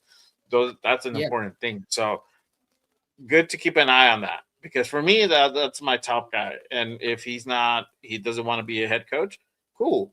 Then it's going to be Kubiak for me, and then it's Brady after that, because right now what is starting to build up, it's Mike LaFleur, and like my 1B is like Clint. So it's either those guys. It's either I wanted Clint. I've been wanting Clint to the Raiders for a little while now. So maybe now it's a time to go ahead and bring him in as in the head coach capacity. I wanted to bring him in as a coordinator, offensive coordinator first, when we were talking with Kingsbury and everything, and that just didn't happen, right? So maybe this time around it just actually happens, and he's actually the new head coach going into this 2026 season. So that name, Jesse Mintner, I find interesting. I got to do a little bit more research on that guy, but for me, it'll be an offensive-minded coach that hopefully we bring in, because I think that's where the biggest area of struggle has been for a very long time now. At least for sure. Struggling to score 20 points in a game, that's our defense. Our defenses have always been either like pretty decent or mid, but not to the point that we suck. I think probably this maybe was probably the worst year defensively, but we still held a lot of teams. Like, we held this offense in the game a lot of the time. That defense held the offense in the game a lot of the time. So, I don't know what direction, but that's going to be up to Spytek. I think it's going to be someone that has that vision of Mendoza, of a quarterback. So I don't know. I could be wrong. I already got you, bro. I'm going to do my Walter Mercado, all right? Like what? Play the music for me. I don't know. I see a prediction coming. Oh shit! Spytek is gonna wake up one morning and he's gonna be like, "Clint Kubiak, you're the answer." Kubiak's gonna be like, "Here, let me play the music for you." I think maybe this might be it. Hold on. Okay, got it. The Raiders will have Clint Kubiak as their head coach and draft Fernando Mendoza with the first round draft pick. You heard it here first, baby. Yeah. There you go, bro. There you go. There you go. Bravo. But yeah, for me, hopefully we get a majority of these guys in for interviews. It only benefits us if we're getting people to come in and interview. Obviously, we also have to go ahead and tackle the Rudy rule, so that's going to also be a factor as well. So you have guys like Vance Joseph, Brian Flores are going to have to go ahead and come in and be a part of that. Not necessarily, but we're going to be aiming for those guys to come in and interview, right? I would want to see somebody more potential that you'll take more seriously. But I wouldn't be surprised to have those guys in there because you do have to go ahead and also address that rule for sure and in the head coaching process. So the cool thing with going after the next head coach is that right now we can go ahead and start approaching guys, even if they're in the playoffs. They can go ahead and start conducting interviews remotely. They cannot go into another team's facility, but they can do it remotely. So there was a couple of interviews that were done last year that were done remotely. So and then one of them, that Ben Johnson interview, I think was done remotely. So expect to see some of those potentially happen. So I'll be excited in the next coming days and weeks on who's going to be coming in and who's going to be requested for an interview and who's going to actually do interviews. And that way we can go ahead and see kind of, what the future might possibly look like. But we'll definitely keep an eye out for that. But whatever way it happens, at least now we know that Pete is no longer here. There's going to be a new head pretty soon. And Jay, start focusing. I'm going to tell you, bro. Jay, I'm sorry, bro, but I'm going to tell you. Spy check, you better call Delta Team. Whoever got freaking Maduro out of Venezuela, you better call them to get that motherfucker Kubiak out that house right now. You need to get Delta Team 6 to go over there to Seattle, knock down on the Kubiak house, bring him to Las Vegas. That's exactly what I want to hear. I want to see. I will say this. Just like how we're watching Mendoza in the playoffs, definitely going to be watching Seattle's offense in the playoffs and how they operate. And that will sell me more on Kubiak if he has some good playoff, or at least calling some good playoff games. Yeah. So, Nation, I think now it's time to go ahead and have a lot of eyes on different places. Mendoza, that we're gonna have a perfect ideal game to watch. You're gonna have to watch one college game this week, and it's gonna be that Indiana versus Oregon. If you're just focused on the pick, right? But if you're a football fan and you like college football, you just like football period, you watch all the bowl games. But that's going to be the interesting one. That's going to be a good game and interesting to see how both of these quarterbacks perform. And let's say Oregon doesn't pull it off. How are they going to perform offensively, right? It's going to be a close game, or is Indiana going to go ahead and literally shut down Dante Moore? We saw a little bit of struggle the game prior versus Texas Tech. Texas Tech did pretty well. They got skunked, but they kind of shut down Dante Moore for like majority of the first half. Then he started kicking it on. Then he started finding his guys open. He started making plays, but it's just going to show how he deals with adversity How is he able to go ahead and rally and do those comebacks? It's kind of what you want to look for. Obviously, the accuracy, all that is important as well. But little things on kind of how he runs the offense and the leadership is also equally as important as well. How he does under pressure is also a big telltale sign, because what if we put a great team together the next 2 years, we go on a playoff run and he folds under pressure in a playoff situation, right? Come down to the last 2-3 minutes of the game, down by a touchdown. How is he going to be able to go ahead and answer that? Those are important questions. Those reactions are so important. So those are things that Spytech now has to do due diligence on how these guys react, right? Whoever's going to be the number one pick. If they're not sold on any of these guys the number one pick, then trading down is going to be the next option. But him and the head coach and Brady, I don't think Mark is going to be involved in that process. I think they got to loop his ass out now. Yeah, no more, bro. We're going to take the phone away from you now. Hey, let me ask you guys a question, because you guys watch a lot more college football than I do, right? Like, I just started watching a lot more here recently. I've watched a lot of NFL and stuff like that. But what's your guys' evaluation? If Moore was to come out or Mendoza, who would you guys take and why?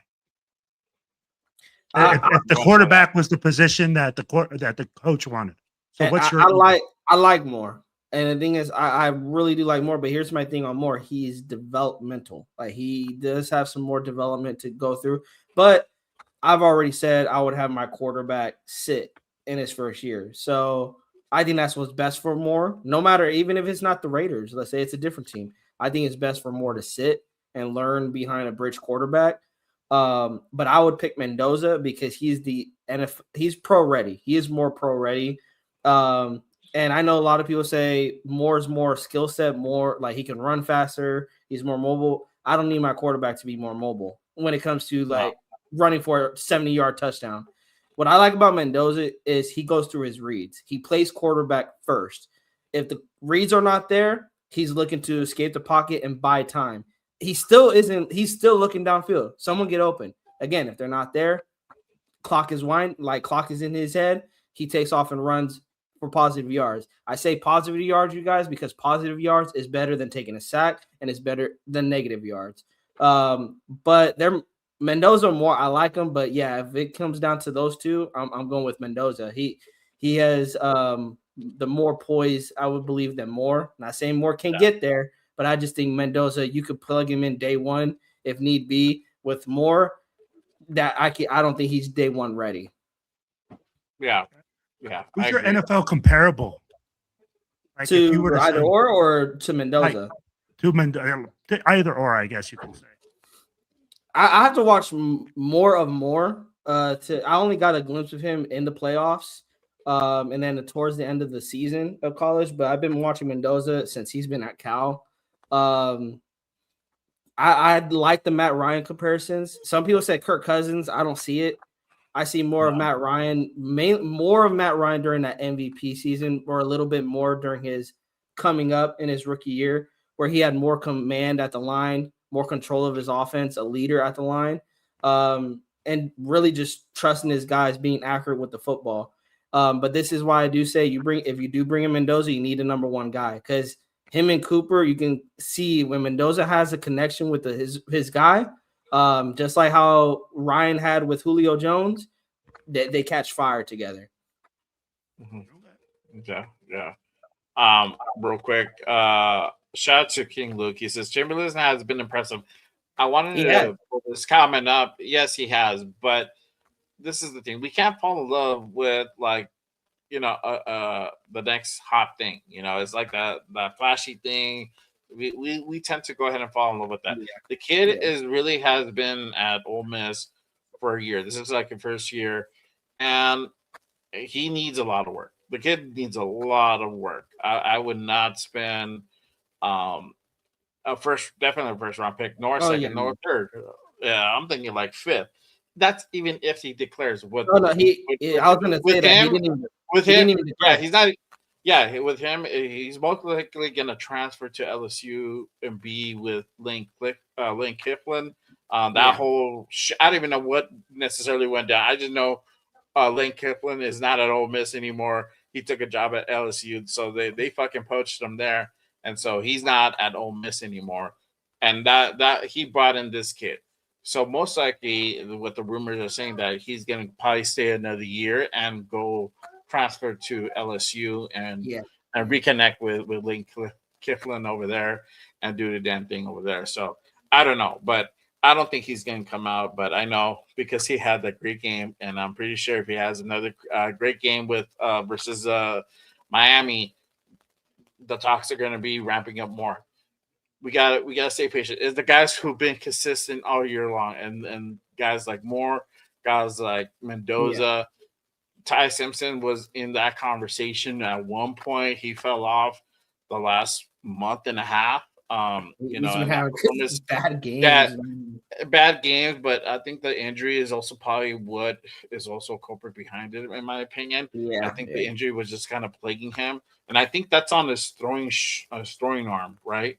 That's it was something with his throwing. Yeah, with his throwing. Yeah, it got so bad that they had to take him out of that Indiana game, right? Yeah. And they had to sit him and put in the backup guy. So, you know, even Ty was up there at one point. So, I wouldn't. I don't know. I've been seeing that kind of a lot about him. I know he didn't say that, but I know about the whole Chamberlain thing. Let's pump the brakes. Yeah, he had a nice game, but that's the Let only me game let you guys know about this kid. I know a little bit about this kid because I know his head coach at D2 Ferris State. He came from Ferris State. He's a D2 player. Okay. So this kid wasn't a highly recruited player. What I do like about him is that he's a hard worker, that he's actually elevated himself. He didn't go to no big SEC school. He went to D2 Ferris State. He excelled and won at D2 Ferris State. From there, he went to Ole Miss, and now, of course, if he goes with Lane Kiffin, don't be surprised if this kid doesn't become something special, man. He's really good. I be like he's something that is a developmental quarterback that you can see in the future. But as of right now, to say that he's going to be the number one draft pick and the savior of the Raiders or a guy that's going to come in and change the culture, absolutely not. That's the thing. When I see him, I'm like, oh, down the line, he'll be put on boards as like a top 10 pick, possibly. His game is nice. He has the ability to extend the pocket. He has great things, but again, it's just like Jay said, and you said, he has things that he has to develop. He still he's getting adjusted to SEC football. He's not ready to come and be the number one draft pick of an organization and put the team on his back and say, we're going to go and be competitive. Yeah. He's not ready for that. Yeah. 100%. I also wanted to. This is interesting that that was said. Rich Eisen. I love Rich Eisen. I'm a big Rich Eisen fan. That fucking idol there. But he came out and said that the Raiders should potentially go after Kirk Signetti. Again, we talked about this yesterday. At first, I don't know if just because of the whole correlation thing that he said that. I'm thinking that's the big reason behind it. It just wouldn't make sense in the NFL with a guy who's completely rookie, who hasn't done anything in the NFL level, to just come in, even if they win the Natty, even to come in and head coach an NFL team. It's a big, giant leap that a lot of people can't make the transition.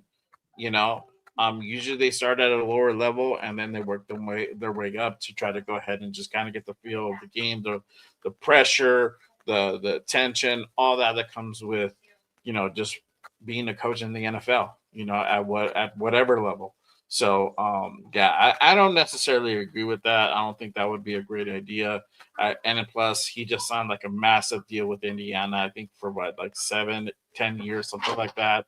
He's going to be in Indiana for quite a long time. So, I just wanted to put that out there because I'm starting to hear that. That's starting to gain steam. And I'm no. Bro, and I wouldn't want it. I would rather him be a consultant. Again, if Mendoza is that pick, I would rather be a consultant and be like, hey, come April, we're thinking about drafting this kid. who do you think would be a good head coach or offensive coordinator that can get the best out of this kid? Because when he came to Indiana, you knew what was best for him. You knew what coach was best for him at the offensive coordinator position. So, I will use him as a consultant. Who do you think will be good for Mendoza? But as a head coach, I don't know. I think there's some other names out there that you could address it in a better way. Mm-hmm. I'm gonna put this comment up by Javi. Joe Burrow from the number 1 pick. Sorry, brother. I do not agree with that. I think that would be a terrible move. You would put Joe Burrow in another similar predicament that he's trying to leave Cincinnati for. It would not be ideal. Even if you went out and build the line, there's too It's many. just that contract. I don't like the contract. The contract, I know. I wasn't even thinking I wasn't even gonna mention the contract, but that's another thing on top of that. Yeah. But infrastructure wise, we're just not ready for Joe Burrow. You know, even for Mendoza, we're not. Yeah, even for Mendoza, we're not quite ready. But at least the kid's a rookie, and you're gonna have him here for a long time. You know, and that's the thing. You're gonna build around the kid. It's harder to build around a guy like Joe Burrow.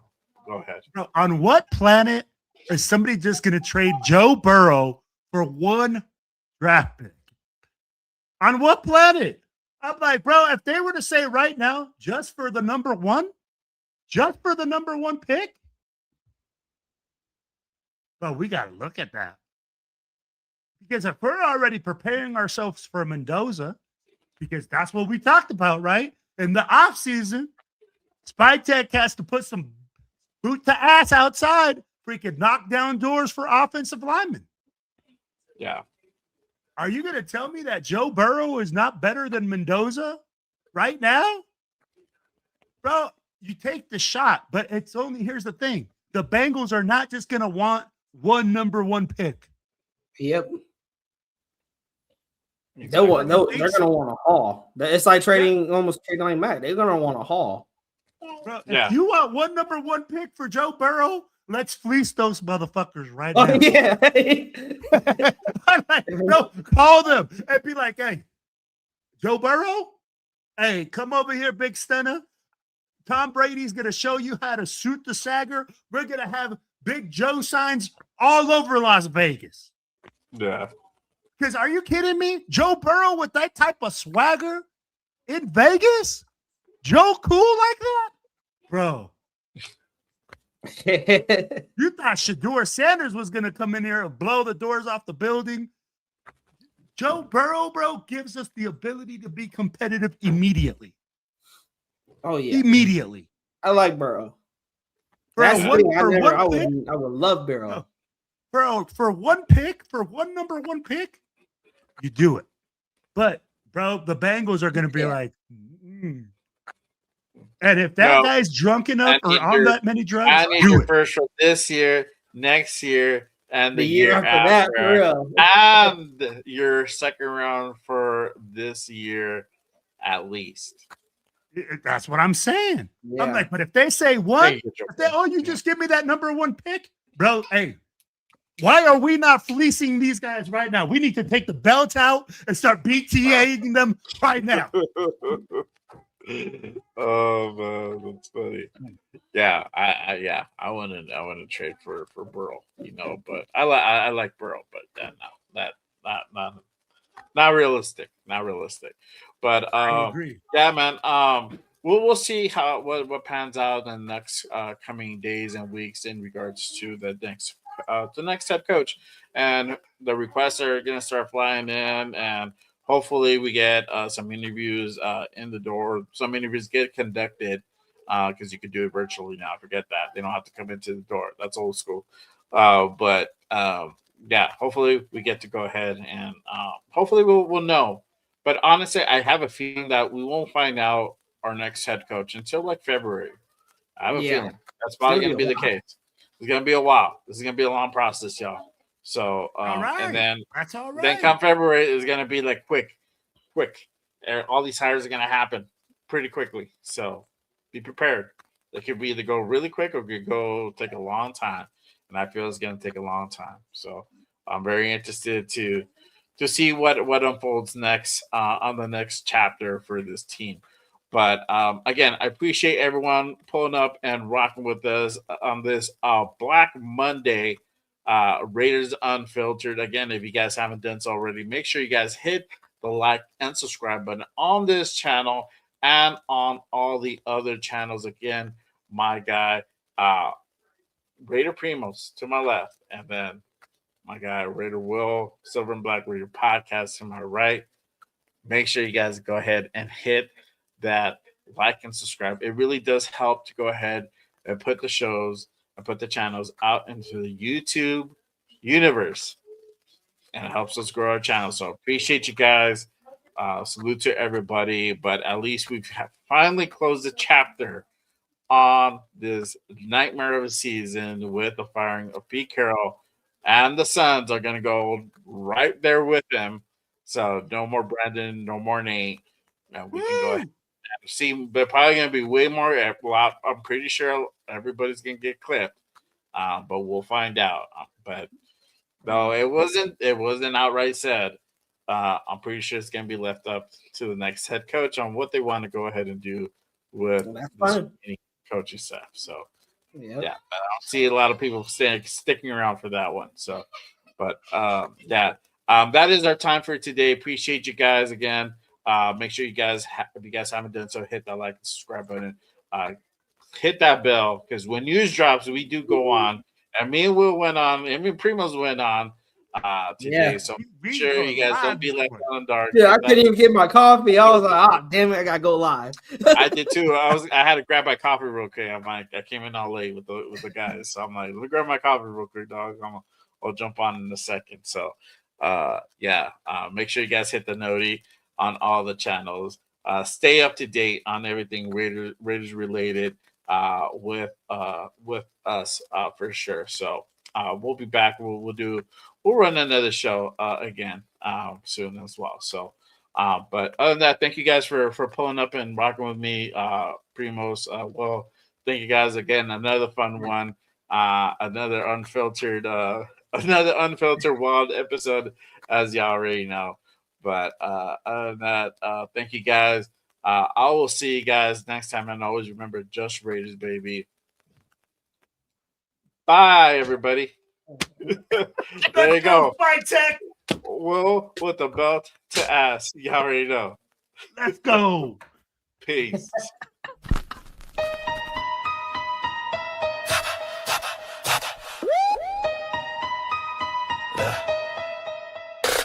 J Raider, the creator with the killer content, hot takes and the dopest. Gas Raider Nation, from Oakland to LA to Vegas.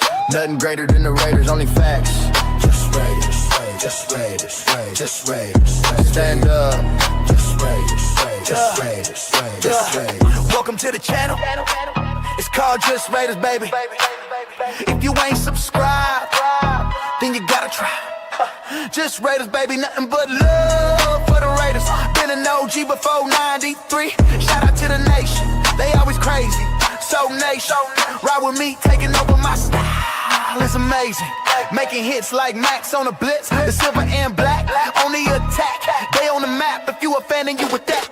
J Raider, the creator with the killer content, hot takes and the dopest. Gas Raider Nation, from Oakland to LA to Vegas. Nothing greater than the Raiders, only facts. Just Raiders, just Raiders, just Raiders, just Raiders, just Raiders, J Raiders, just Raiders, just Raiders, just Raiders, just Raiders, just Raiders. Putting on shows like Brock on the go. We just like J Raider, the innovator, making shows like Good Morning Raiders, the originator. Raiders Unfiltered, raw, never censored. The post game reaction, nothing but action. Just Raiders, baby. Just Raiders. Just Raiders, baby. J Raider, the creator with the killer content. Hot takes and the dopest, yes. Raider Nation, the only nation. There ain't no question. Just win, baby. Win, baby. Just win.